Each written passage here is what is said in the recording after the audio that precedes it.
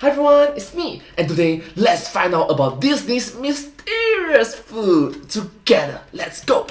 What fictional food have you always wanted to try? Let me know down in the comments. I'll be pinning some top answers. For me, well, you got some scenes that just look delicious. That opening room from Willy Wonka, every time they have a meal in Harry Potter, like everything in those scenes looks fantastic. Then you have stuff like Winnie the Pooh's honey, which to me always looked so delicious. And then you try real honey, which is just disappointing. Like every time I have some honey, I feel betrayed. But today, I'm more interested in wacky fictional foods. Weird stuff that was created because it's fiction, where you can make anything. When it comes to sandwiches, there are two that I really want to try. First, there's the Ultimatum from Regular Show. The Ultimatum is a cheeseburger stuffed inside a cheeseburger with 2 deep-fried cheeseburgers as buns. We add our special ketchup that we get from the Himalayas. I mean, a cheeseburger stuffed inside a cheeseburger with 2 deep-fried cheeseburgers as buns? Insane. That's insane. Wow. Likely awful, but I'd like to try it just for the memes. And then there's Jake's sandwich from Adventure Time. Cream cheese, pickles, and some dill. Diced boiled eggs, bird from the window, common cucumber, sliced Roma tomatoes, sweet yellow onion, tears for salt, meat prepared sous vide, bacon. Again, I don't think it'd be good. Bird from window is an ingredient that makes me a wee bit nervous, but after dedicating a whole episode on this channel to gathering salt from my own tears, kind of feel obligated to try this thing. Anyway, those are some of my choices. Let me know yours down in the comments below. But probably the longest standing fictional food mystery comes from one of Disney's most iconic movies, Beauty and the Beast. Beauty and the Beasts. In the song Be Our Guest, Lumiere presents us with the most wonderful dinner spread ever. Soups and souffles, pies and puddings, it all looks great. But buried in there is one mystery food. One thing that's kept delightfully vague, named by its color alone. Try the gray stuff, it's delicious. No, stop. We do not acknowledge that version here. Any movie where an antique candelabra starts flossing to a Disney classic is not okay. This is what I'm talking about. Try the gray stuff, it's delicious. This gray goo on a cracker. What exactly is it? And is it as delicious as the candlestick would have us believe? Well, mesdames and messieurs, today we're looking at culinary history, world history, Disney parks, and degustation galore in an attempt to finally put a name to the gray stuff. Yep, the gray stuff. Spoilers alert. Sorry. Spoiler alert, Disney is trying real hard to make sure you don't find out what it is. So, let's begin. Let's start. MadPad presents Food Theory. Hello, Internet. Welcome to Food Theory. Hello, Internet. Welcome to Food Theory. Hi. Show where we think like theorists, eat and drink like theorists, push our sanities over the brink like theorists. Today, I invite you to be my guest as we explore a tale as old as time, Beauty and the Beast. Till as old as time.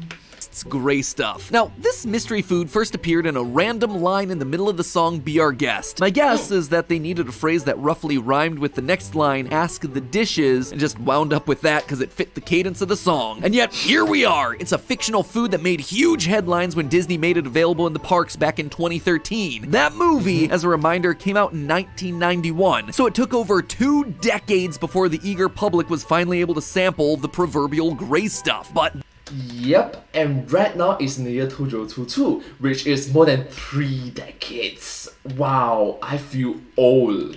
what is it? Well, if you believe the movie that shall not be named, it's just caviar. Look, it's right there, just a big old pile of fish egg. I'd argue that caviar is more black, but again, this is a movie that has a flossing candlestick, so its opinion on anything is immediately invalid, which just means that we gotta go back to the original source material. Here, we see that it's gray, it's blobby, and it's served on a thin cracker. So, I just love it that MadPad just included the color code of it. It's like, it's gray. See?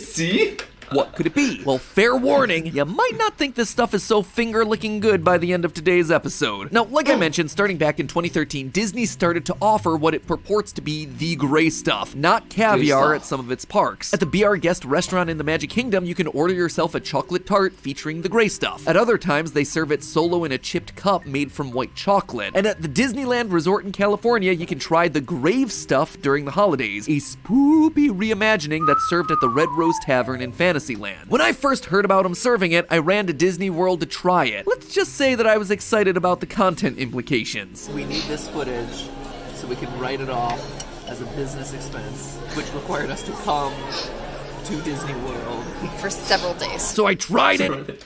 Yep. What a coincidence. And the results were fine. It's very good. Personally, I'd already moved on to other desserts. Everyone hypes up the gray stuff. I'm all about the pink-red stuff. And my mind had already wandered onto other new video opportunities. Coming soon to a channel near you. What health ramifications when you eat 5 dozen eggs every morning to help you get large? Dealing with heart issues. No way. Oh my gosh, is that like a hint to a fourth theory channel? A health theory. Dealing with high cholesterol. Maybe you're a barge because you're dealing with aggressive swelling. Health theory. Just so much edema. So Disney would have you believe that the gray stuff is a sweet dessert, a light, finely whipped cookies and cream mousse. And while sure, these desserts are gray and gooey, they're actually nothing more than sugar-coated lies. Well, you might think this mystery's already been solved. I'm about to tell you that you know as much about the gray stuff as Gaston knows about female empowerment. My little wife massaging my feet. You see, Disney wants us to believe that the gray stuff is a lovely chocolatey mousse, but this is rewriting not only Disney history, but like actual real-world history. In truth, Disney is afraid of you finding out what the gray stuff really is, which means it's my job to expose them for it. So let's set off on a quest to find out not what Disney World wants you to think the gray stuff is, but what it was actually intended to be all along. First, let me prove to you why the gray stuff could not have been a chocolate cookie mousse. To do that, we need to go back, not to 1991 when the movie came out, but even further back to when the old B&B was just a B. A book. I mean, it... I get it. B&B is a bee. That sounds weird, but anyways, it's Beauty and the Beast is a book. It all started as a book. The story of Beauty and the Beast is based on the novel La Belle et la Bête, originally written by Gabrielle Suzanne Barbeau de Villeneuve in the year 1740. If the French names and general pre-French Revolution vibes didn't clue you in, the story's set in 18th century France, likely between the years 1740 and 1789. So it's around 300 years ago. Wow. Wow. Later than that, and let's just say the Beast would have had a lot bigger problems on his claws than finding true love. Anyways, to have ourselves a cookies and cream mousse, you need, well, cookies and cream, which means a few crucial ingredients like milk or cream, sugar, and chocolate. Historically speaking, chocolate did exist at the time of Beauty and the Beast. Records show that Anne of Austria brought it as a wedding gift for her soon-to-be husband, King Louis XIII, back in 1615. Also, chocolate... Wow, 1615, that is more than 400 years ago. More than 4 centuries. Wow. As a wedding gift? Had I known that I could just show up to a royal wedding with a little Toblerone, I'd be all over the 18th century French course. Nope, never mind. Point Alright.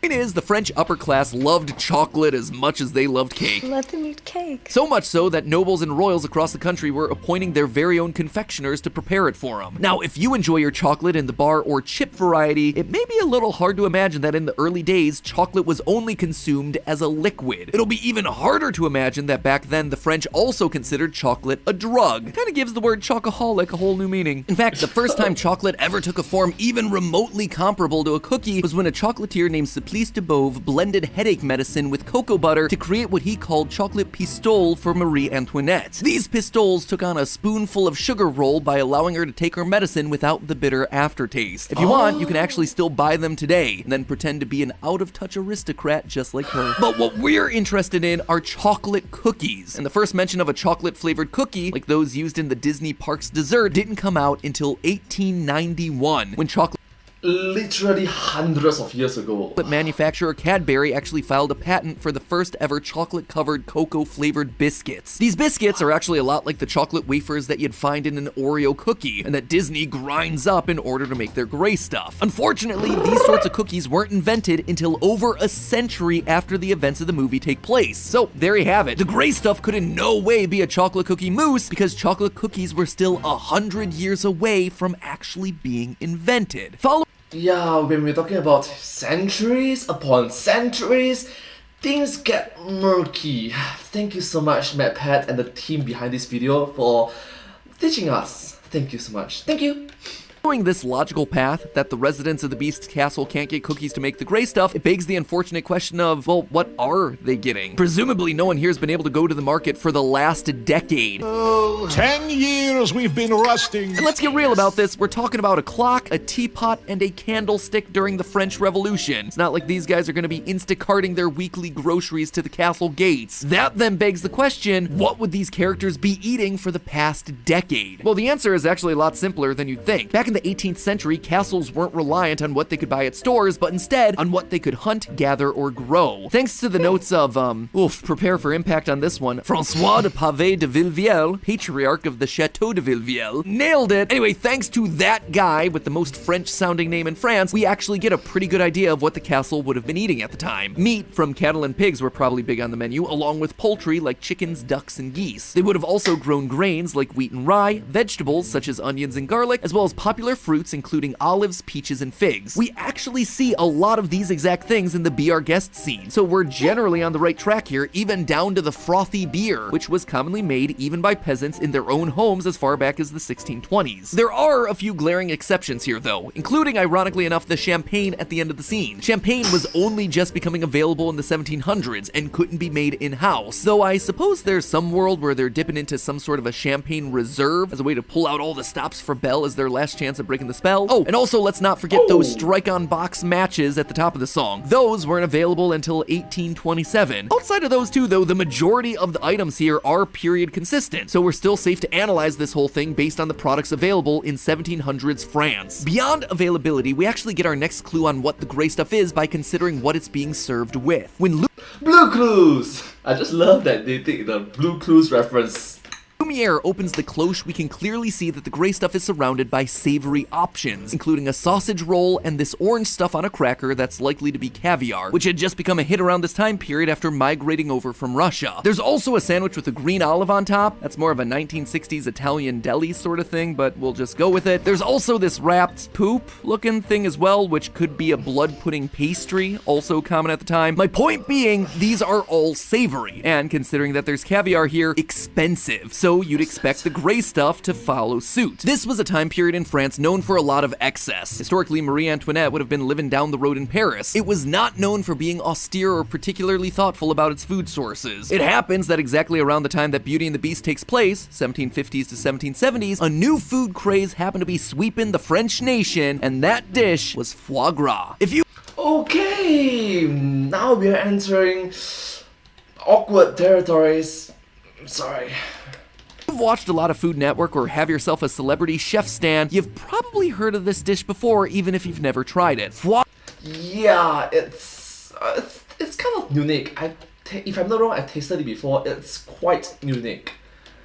Foie gras is essentially fatty goose or duck liver. Yeah, the inner organs of a bird served exactly like we see it in the movie. Whipped into a gray paste, mixed with spices, and then served as a tangy pate on a cracker. Now, saying that this dish is new is a little bit of a misnomer, since you can date the history of foie gras all the way back to the ancient Egyptians. But during the Middle Ages, Yep, thousands of years ago, foie gras disappeared out of the global consciousness, like a lot of things. Its modern incarnation, though, was reintroduced at the exact place and the exact time of Beauty and the Beast. It would have been something only royalty or noble classes would have been exposed to at the time of the movie, since it was first made as a special preparation for the Marquis of Cantade and later for King Louis XVI. This helps to explain why Lumiere points out this dish in particular among all the canapé on Belle's plate during the song. This is one of the biggest new food crazes of the time, and something that the Beast's royal court would have been exposed to, but peasants like Belle would never have seen. Now, while foie gras is the most likely historical candidate for the gray stuff, it's also understandable why Disney doesn't serve it, just from a practical standpoint.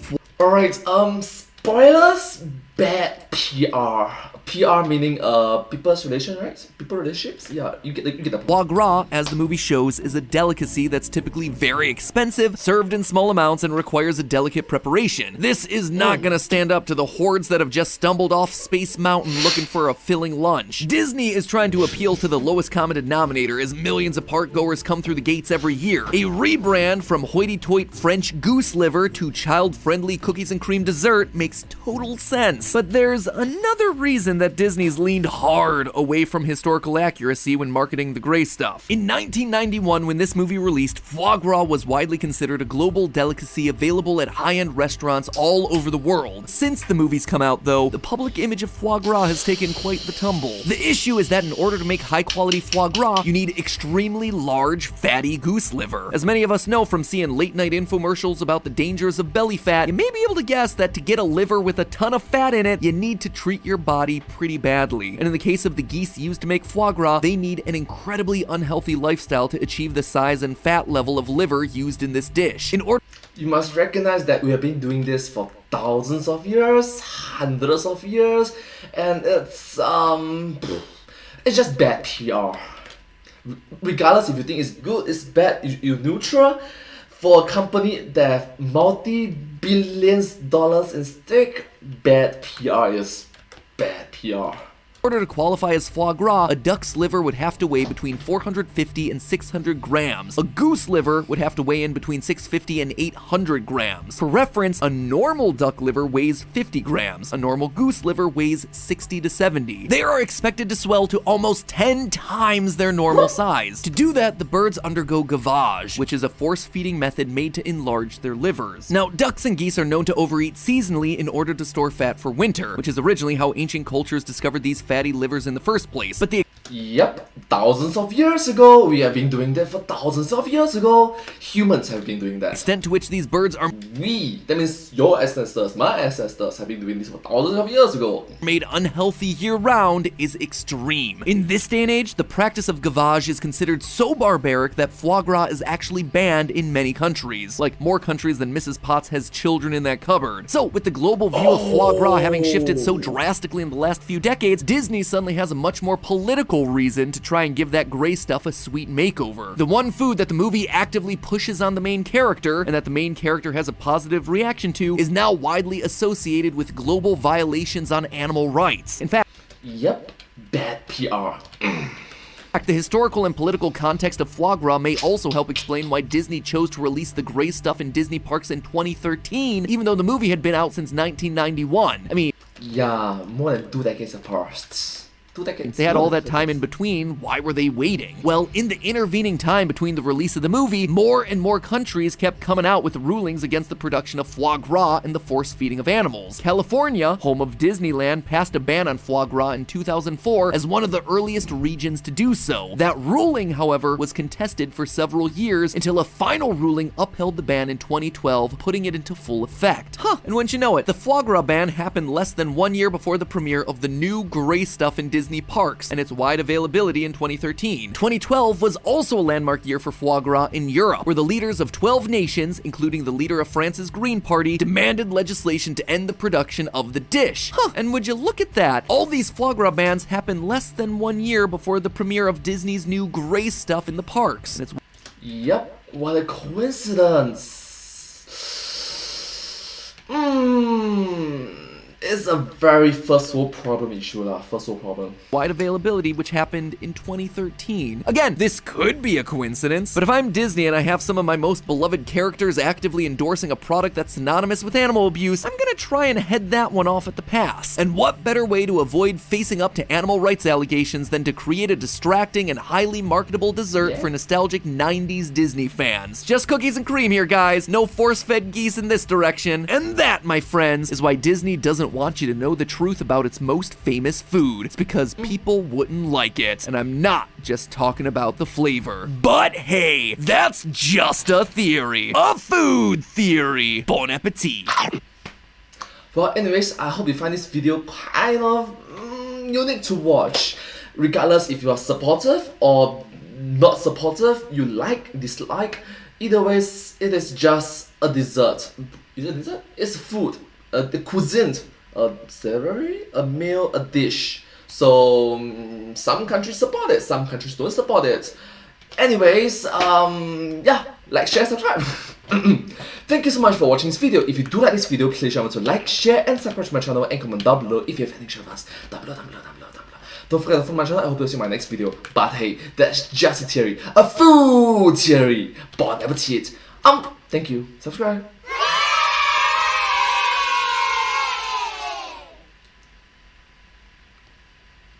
And I hope to see you in my next video. Bye. Thank you so much.